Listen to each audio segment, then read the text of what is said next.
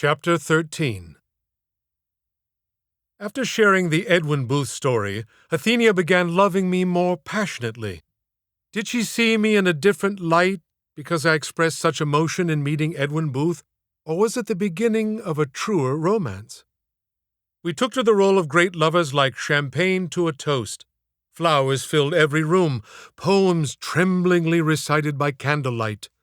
Assignations fevered with a bravura quality, as if reviewed for the paper, and finally, most conversations starred all that had made us so supremely us. Either we were more in love, or in love with love. For the hired help, this became a distressing period, because Athenia found her new role as the 19th century's Cleopatra required an unseemly amount of alluring nudity. It's saying something that I didn't mind the fact that every butler, gardener, and servant saw her partially naked. Her desire was for me to catch her semi-clothed, to force my lust into action.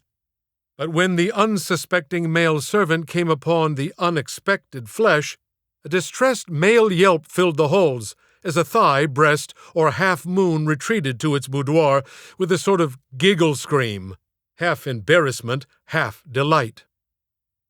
After returning to Washington from New York, Edwin and I began a life-altering relationship of the pen. With the president re-elected, the war strongly favoring the Union, and my new exceptional friend in weekly contact, I was truly content. My heart ached to tell Edwin of my time with his father, but I was fearful he might question my motivations in wanting to know him at all. Daily excitement as I walked up our front stoop to search the mailbox was akin to opening a brothel room door and beholding scantily clad maidens writhing for attention, a thought surely inspired by Athenia's fleshy paradings. I used the brothel description in a note to Edwin about discovering his letters. He wrote back immediately. Isaac, your longing for my notes is deeply appreciated, but I fear your senses have left you. For the last time I stood before a room of writhing, scantily clad maidens, no word or glorious tome could compete with such ornamentation. I must say, however, with a touch of blush, if flattery be an art, thou beest its master. Edwin embarked on a historic project at the Winter Garden Theater in New York. From November 26, 1864, until March 22, 1865, he performed the title role of Hamlet 100 consecutive nights, a record that would surely stand for a century. Sadly, we were in the throes of war, and the president needed me at his side, so I could not participate in this grand achievement. Still, my mind kept boarding a train to New York, eager to take my seat and watch the curtain rise to reveal my new Booth as the tormented prince. I could not believe he would attempt this feat, for the role is extremely taxing. As silly as this may seem, the 100 days were a strain for me as well. I did not have the burden of offering nightly the greatest role in the English language, but did have to imagine my newly minted friend in the part of parts without actually seeing him perform it. Amazingly, Edwin wrote me many times during the 100 days. His notes are amongst my most treasured possessions. During this stretch of performances, I nightly read parts of the play, imagining his voice reciting the lines, his unique delivery, the unbridled applause, and he, once again in his dressing room, embracing his darling Edwina. During the run of the play, I sent him a note that read, Dear Prince of Denmark, I find your comrade, poor Yorick, as I'm sure you do nightly, a touch thin-skinned. He wrote back, God hath given him one face, and yet he maketh himself another. A wonderful rewriting of a line from the play to add further macabre humor at poor Yorick's skeletal expense. Frustrated not to be there, I sent Edwin an imagined review of his performance, as if I had seen it. As Hamlet, Mr. Booth appears a man of deepest melancholia, a spirit dispossessed, left to linger in an unattended-to nightmare, set upon a currentless river, never leaving him arrived to any shore. He breathed Hamlet to life, single-lunged and wounded, a man of despairs, unwilling to grapple with the lengthened life of bearded wight. No future in his dreaming, the sleep of which he speaks longed for hourly. Only the burning of vengeance keeps his heart to beat, and with Booth's majesty compelling us, he slumps with poison in his veins, purposeful in death. The righter of wrongs, a son, fulfilling a father's request to his grave. Edwin's response forever changed our friendship.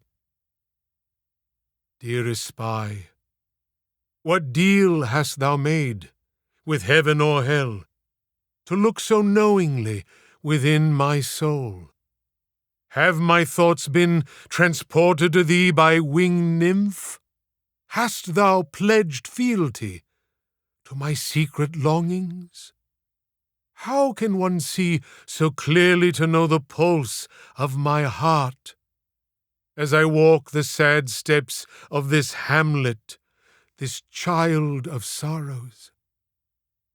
It is not that you give praise to my efforts, but that you see beyond the miles, as if standing at the stage's edge, aware of every breath.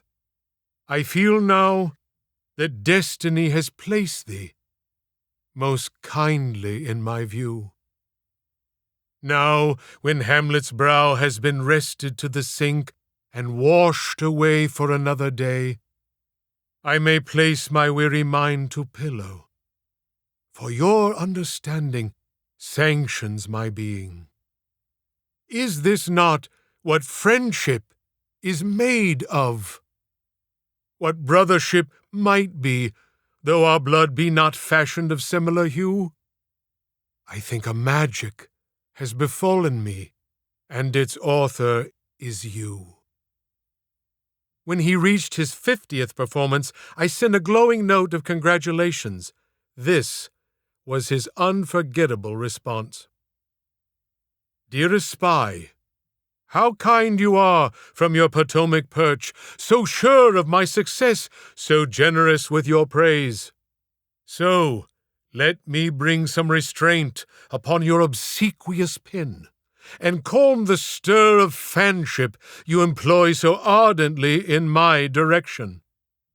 For last night, as I movingly crept to the stage left front, and found myself in dreamy light to once again bring life to Shakespeare's divine soliloquy, I felt a stabbing pain, but spoke the opening phrase undeterred. To be or not to be. As the famed line fell from my lips, a beyond my control, non-lingually articulated, vapor-intoned address was brought shockingly to life.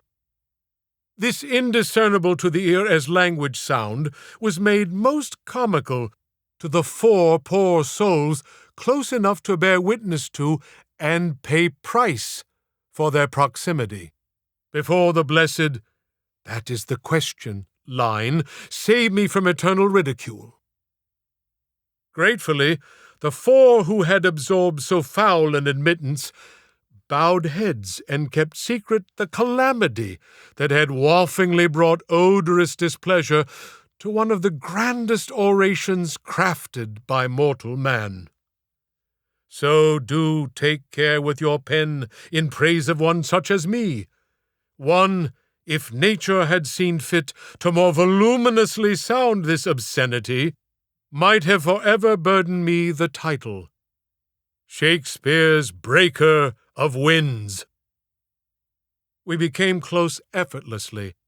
Edwin was the brother nature saw fit to deny me, come to life in grander form.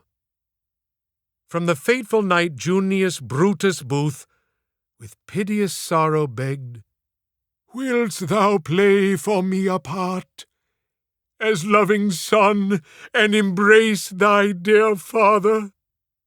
The ghostly son I had become to tame the burden of a dying man has never left me.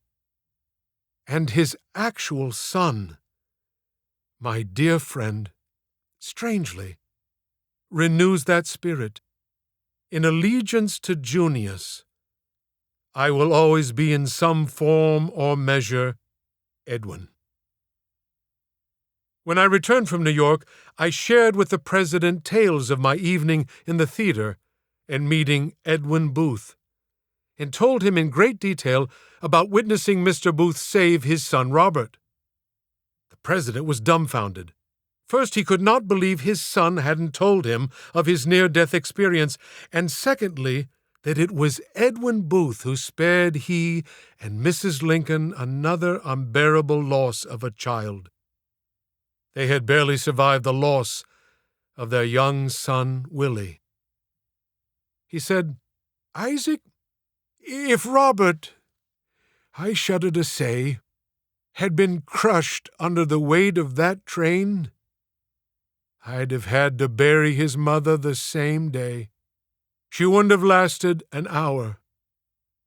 The next night, I was called to the living quarters where the Lincolns were dressing for a big dinner. They were honoring several generals, half of whom had failed miserably. The President was dressed, but waited to put on his jacket and tie until the last minute. He was a slender 6'4" man who always seemed desirous to be clothed more comfortably. His rather high-pitched voice, Midwestern sensibility, and slightly lumbering carriage always seemed in need of a casual attire. "Isaac, I want to give a gift to Mr. Booth for saving Robert, but I haven't the slightest idea what to get such a man. I am acquainted with the dramas in which he plays, and though I have never seen him perform, I hear he is an actor of tremendous talent. I've seen his brother, John Wilkes Booth, and was impressed with his delivery. I think the ladies are drawn to such a fellow. I know Mary remarked on his handsome demeanor." President Lincoln praised John Wilkes Booth to my face, a man who would cleave open his head with blasted metal.